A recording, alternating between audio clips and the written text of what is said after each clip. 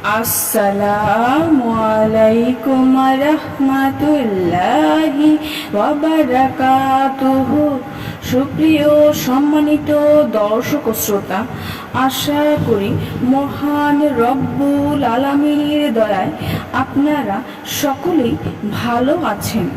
সুপ্রিয় সম্মানিত দর্শক ও শ্রোতা, আজকে হযরত আব্দুল্লাহ ইবনে ওমর রাদিয়াল্লাহু তাআলা আনহু থেকে একটি ঘটনা বর্ণনা করব। ঘটনার শিরোনাম হচ্ছে তাকওয়ার উদাহরণ। আশা করব প্রিয় দর্শক শ্রোতাবৃন্দ এবং আপনাদের নিকট অনুরোধ থাকবে ঘটনাটি শেষ পর্যন্ত শোনার। হযরত ইবনে ওমর রাদিয়াল্লাহু তাআলা আনহুর জীবন ছিল জুহদ ও তাকওয়ার গুণে সজ্জিত। এ ব্যাপারে সকলেই একমত যে তার জামানায় তার মতো অনেক লোক ছিল, কিন্তু তিনি ছিলেন অতুলনীয়। তার ললাটে জুহদ ও তাকওয়ার উজ্জ্বল নিশানা যৌবনেই লক্ষ্য করা যেত।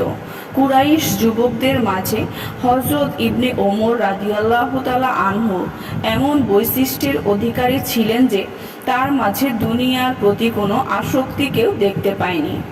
হযরত জাবের রাদিয়াল্লাহু তাআলা আনহু বলেন, আমাদের মাঝে দুনিয়ার চাকচিক্য দ্বারা একমাত্র ইবনে ওমরই আকৃষ্ট হননি।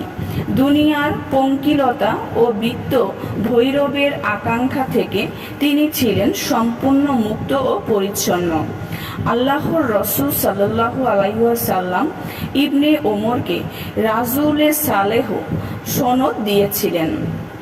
এর কারণ হলো যৌবনের শুরুতে ইবনে ওমর রাদিয়াল্লাহু তাআলা আনহু প্রায় মসজিদে ঘুমাতেন।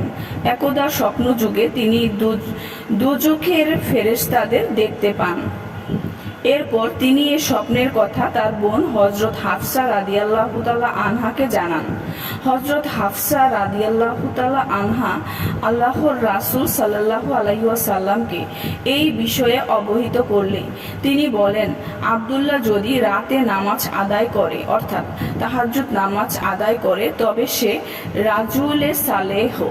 এ কথা শুনে ইবনে ওমর রাদিয়াল্লাহু তাআলা আনহু রাতের অধিকাংশ সময় নামাজে মশগুল থাকতেন। জীবনের শেষ দিকেও তার এ অভ্যাসে পরিবর্তন আসেনি। একদা হযরত জাবের রাদিয়াল্লাহু তাআলা আনহু লোকদের বলেন, কেউ যদি আল্লাহর রাসূল সাল্লাল্লাহু আলাইহি ওয়াসাল্লামের এমন সাহাবীকে দেখতে চায় যার মাঝে আল্লাহর রাসূল সাল্লাল্লাহু আলাইহি ওয়াসাল্লামের অবর্তমানেও কোনো রকমের পরিবর্তন হয়নি, তবে সে যেন ইবনে ওমর রাদিয়াল্লাহু তাআলা আনহুকে দেখে। তিনি ব্যতীত আমাদের সবাইকে সময়ের আবর্তন পরিবর্তন করে দিয়েছে। সুপ্রিয় সম্মানিত দর্শক ও শ্রোতা, আজকের ঘটনাটি এই পর্যন্তই। ঘটনাটি যদি ভালো লেগে থাকে অবশ্যই চ্যানেলটি সাবস্ক্রাইব করবেন, লাইক করবেন, কমেন্ট করবেন এবং বেশি বেশি শেয়ার করে দিবেন। সবাই ভালো থাকবেন। আল্লাহ হাফেজ।